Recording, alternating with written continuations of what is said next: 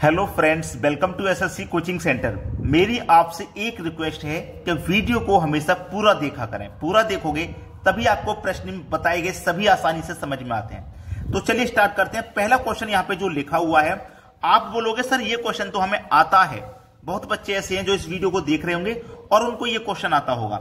लेकिन अगर मैं आपसे कहूं कि आप इस क्वेश्चन को कितने समय में कर सकते हो, या फिर कौन सा तरीका आपको आता है, आप करोगे सर हमें तो ये फॉर्मूला पता है, 4 बराबर L/2 माइनस का H। हम इस फॉर्मूले से बड़ी आसानी से कर सकते हैं, मुझे पता है कर सकते हो।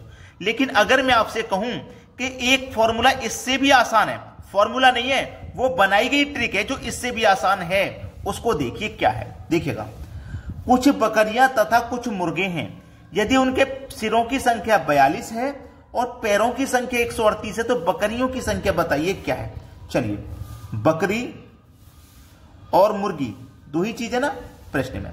हमारे पास क्या दिया गया, 138 पैर हैं और 42 हमारे पास सिर हैं। समझ लेना प्रश्न को। अब चलिए मैं आपको डायरेक्ट करके बता देता हूं। आपके पास बकरी और मुर्गी ये दोनों चीज है ना।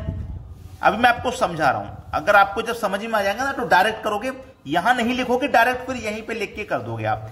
देखिएगा, समझिएगा, आपके पास सिरों की संख्या लेनी है आपको जो कि 42 है। सिरों की संख्या लेनी है 42 है। बकरी के 4 पैर होते हैं, 4 से गुना कर दो, कितना हो जाएगा। बकरी के 4 पैर होते हैं, 4 से गुना कर दो, 168 हो जाएगा। यानी कि बकरी कितनी होगी, 168। ठीक है, 42 सिर है, 42 देखो। मुर्गी के 2 पैर होते हैं, 2 से गुना करते हैं, 84 हो गया। कितना हो गया, 84 हो गया। और दोनों के मिला के कितना हो जाता है, 138। ये एलिगेशन मेथड है, एलिगेशन। 84 138 का अंतर 54, 168 138 का अंतर 30, 2 से कटेगा 15 बार में, 2 से कटेगा 27 बार में।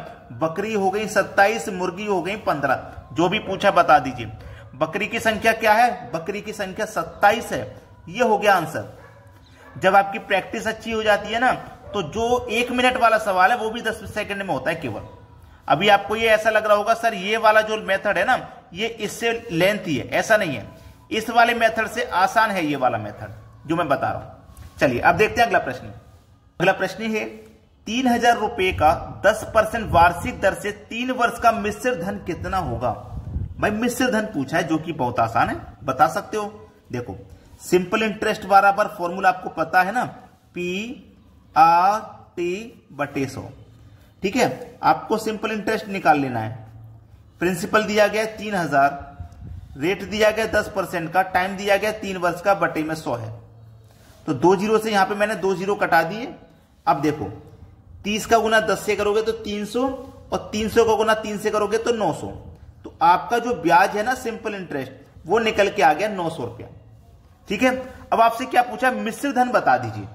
भैया मिश्र धन बताना है तो मिश्र धन बराबर क्या होता है, मिश्र धन बराबर क्या होता है, मूलधन प्लस ब्याज। यानी कि मूलधन और ब्याज को जोड़ दो, वो मिश्र धन होता है। तो मूलधन है आपका 3000 रुपया, ब्याज है आपका 900 रुपया, दोनों को जोड़ दो 3900 रुपया हो जाएगा। बस हो गया सवाल का सही आंसर, 3900 रुपया। ये आपके प्रश्न का बिल्कुल सही जवाब है। किसी को कोई दिक्कत नहीं होगी, आसानी से समझ में आ गया। अब देखते हैं अगला प्रश्न। अगला प्रश्न है, 6000 रुपए का 10% वार्षिक दर से 3 वर्ष का मिश्र धन एवं 8000 रुपए का 8% की दर से 3 वर्ष का मिश्र धन का अंतर ज्ञात करें।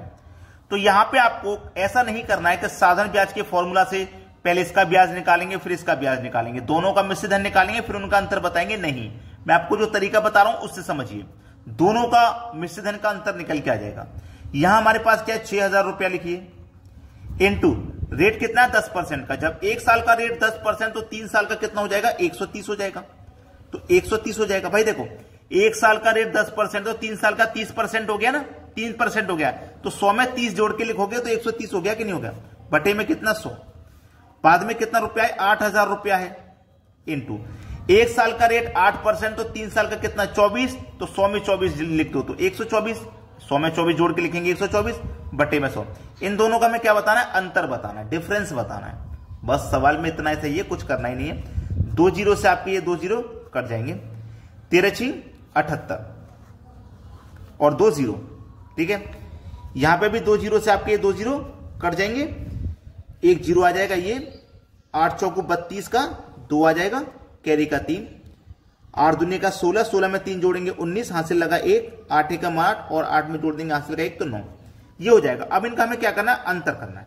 अंतर ये वाला जो साइन होता है ना, ये अंतर वाला होता है, मतलब बड़ी संख्या में से छोटी को घटा देना। तो 9920 ज्यादा है, 7800 कम है, तो हम क्या करेंगे, 9920 में से 7800 को घटा देंगे, अंतर कर देंगे। ठीक है, ये 0 आ जाएगा, ये 2 आ जाएगा, 9 में से 8 जाएगा, 1 आ जाएगा, 9 में से 7 जाएगा, 2 आ जाएगा, 2120 रुपए ये आपके सवाल का बिल्कुल सही जवाब हो जाएगा। अब देखेंगे अगला प्रश्न। अगला प्रश्न है, दो संख्याओं का एलसीएम और एचसीएफ का गुणनफल 2079 है। यदि पहली संख्या 27 है तो दूसरी संख्या ज्ञात करें। बहुत ही बढ़िया सवाल। इसके लिए फॉर्मूला होता है पहली संख्या गुने दूसरी संख्या। बहुत बार मैंने ये फॉर्मूला आपको बताया होगा। दूसरी संख्या बराबर एलसीएम इनटू एचसीएफ। ये फॉर्मूला जिस बच्चे को भी याद ना हो वो नोट कर लें अभी, क्योंकि इस फॉर्मूले पे सवाल जरूर पूछा जाएगा। पहली संख्या 27 है तो 27 लिख लो। दूसरी संख्या नहीं पता क्या है, दूसरी संख्या निकालनी है। एलसीएम और एचसीएफ का गुना हमें दे रखा है 2079, तो दोनों का गुना मैं डायरेक्टली लिख लेता हूं यहां पे। ठीक है, अब देखिए इसके हम कटाएंगे। जब मैं इसको कटाऊंगा तो देखो 9 से कट जाएगा 3 बार में, 9 तिया 27, दूसरी संख्या ऐसी रहने दो। 9 से 3 बार में कटा, 9 से इसको भी कटाऊंगा मैं, 9 दूनी का 18, 2 बचेगा 27, 9 तिया 27, 9 एकम 9, यानी कि 9 से ये भी कटा, 9 से ये भी कटा। अब 3 से इसको कटा के देख लेता हूं, 3 सत्ते 21, 2 बचेगा 21, 3 सत्ते 21, 77 बार में कट गया। तो जो दूसरी संख्या है वो कितनी है, 77 है। ये 77 ही आपके सवाल का यहां पे सही जवाब हो जाएगा। अब देखेंगे अगला सवाल। अगला प्रश्न है, एक आयत की लंबाई और चौड़ाई का अनुपात 3:4 है। यदि आयत का परिमाप 28 सेंटीमीटर है तो विकर्ण ज्ञात करें। देखिएगा, आयत का परिमाप बराबर 2 इंटू लंबाई प्लस चौड़ाई, ये होता है। ठीक है, लंबाई प्लस चौड़ाई बराबर, और इसकी वैल्यू आपके पास दी गई है 28 है। ठीक है, चलिए लंबाई चौड़ाई। अब यहां पे देखना, लंबाई और चौड़ाई का जो अनुपात है आपके पास वो 3:4 है। यही तो दिया गया, 3:4 आपको दिया गया लंबाई और चौड़ाई का अनुपात। अब देखिए 2 से मैं इस 28 को कटाऊंगा तो 14 बार में कटेगा भाई। 2 से 28 को कटाऊंगा मैं, 14 बार में कटेगा। तो लंबाई प्लस चौड़ाई बराबर कितना आ गया, 14 आ गया ये। ठीक है, 14 आ गया।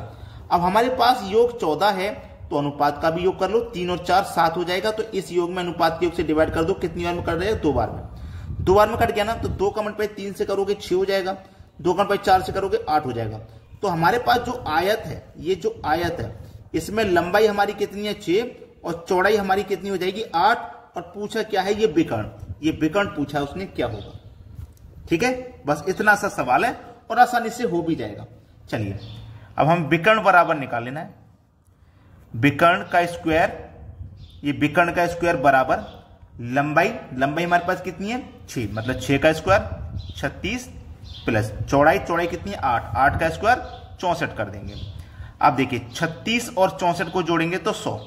इधर क्या है, विकर्ण का स्क्वायर, इधर क्या है, विकर्ण का स्क्वायर। तो ये जो स्क्वायर है ना, यहां से हटके इधर आ जाएगा, तो v बराबर 100। ये स्क्वायर इधर आएगा तो इसके ऊपर स्क्वायर रूट का साइन लग जाएगा। ठीक है, तो 100 का स्क्वायर रूट कितना हो जाएगा 10। सवाल खत्म। इतना सा ही सवाल था और कुछ नहीं है इसमें। सभी को समझ में आ गया। अब देखते हैं अगला प्रश्न। अगला प्रश्न है, एक घनाभ का आयतन 324 सेंटीमीटर क्यूब है। यदि लंबाई चौड़ाई तथा ऊंचाई का अनुपात 3:2 है तो घनाभ की लंबाई ज्ञात करें। लंबाई, चौड़ाई और ऊंचाई, इसका अनुपात है हमारे पास 3, 2 और 2। अगर मैं इसे 3x ले लूं, इसे 2x ले लूं, इसे 2x ले लूं, तो इसके मान में कोई परिवर्तन नहीं आएगा। ठीक है, इतना हमें पता है। चलिए अब हमें इतना पता है कि हमारे पास कितना है 324। कितना है हमारे पास 324। जब योग 324 है तो अनुपात का भी योग कर सकते हैं। 3 और 2 5, 5 और 2 7 हो जाएगा। ठीक है, 7 हो जाएगा। तो 7 से मैं 324 को कटाऊंगा तो क्या कट जाएगा, नहीं कटेगा। 7 से कटाऊंगा, 7 चौके 28, 5 बचेगा 4 बचेगा, 44 नहीं कटेगा। देख लें इसमें करना क्या है, देखते हैं पहले ध्यान से। हमारे पास दिया गया 324 सेंटीमीटर क्यूब। यदि लंबाई, चौड़ाई तथा ऊंचाई का अनुपात 3:2 है तो घनाभ की लंबाई ज्ञात करनी है। घनाभ की लंबाई हमें इसमें ज्ञात करनी है। ध्यान दीजिएगा, प्रश्न में हमें बोला है लंबाई, चौड़ाई और ऊंचाई। ठीक है, अब हमारे पास हमें करना क्या है, हमें इनका 3 दूने का 6, 6 दूने का 12, इनका मल्टीप्लाई हमें करना है। हमें क्या करना है, इनका मल्टीप्लाई करना है। तो 3 दूने का 6, 6 दूने का 12, तो इसमें हमें क्या करेंगे, 12 से डिवाइड करेंगे। यानी कि 3 दूने का 6, 6 दूने का 12 हो गया। एक्स का मल्टीप्लाई एक्स से करो तो एक्स स्क्वायर, फिर एक्स से करो तो एक्स क्यूब हो जाएगा ये। ठीक है, एक्स क्यूब हो जाएगा। तो 324 में हमें इससे डिवाइड कर देना। मैं इसको ऐसे भी लिख सकता हूं, 12x क्यूब बराबर 324। में इसको ऐसे भी लिख सकता हूं, 12 से कटाऊंगा, 12 दूने का 24। ठीक है, 24, 6 बचेगा, 6 2 8 और 8 4 84, तो 12 सत्ते 84, 27 बार में कट गया। इधर बचा एक्स क्यूब। एक्स क्यूब की वैल्यू कितनी, 27 हो गई। अब x बराबर 27, ये जो क्यूब है इधर आके क्यूब रूट लग जाएगा, इधर आके क्यूब रूट लग जाएगा। तो 27 का क्यूब रूट कितना हो जाएगा, 3। मतलब x का मान कितना निकल के आ गया, 3 निकल के आ गया। x का मान कितना निकल के आ गया, 3। तो x का मान 3 है, 3 का मतलब 3 से करो 9, 3 दूने का 6, 3 दूने का 6। यही तो हो गया। पूछा क्या था, घनाभ की लंबाई ज्ञात करें, लंबाई बतानी थी। लंबाई है भैया आपकी 9। ये आपकी प्रश्न का बिल्कुल सही जवाब हो जाएगा। तो अभी तक अगर आपने लाइक नहीं किया था वीडियो को तो लाइक कर दीजिए, और शेयर नहीं किया था तो शेयर कर दीजिए। ठीक है दोस्तों, धन्यवाद।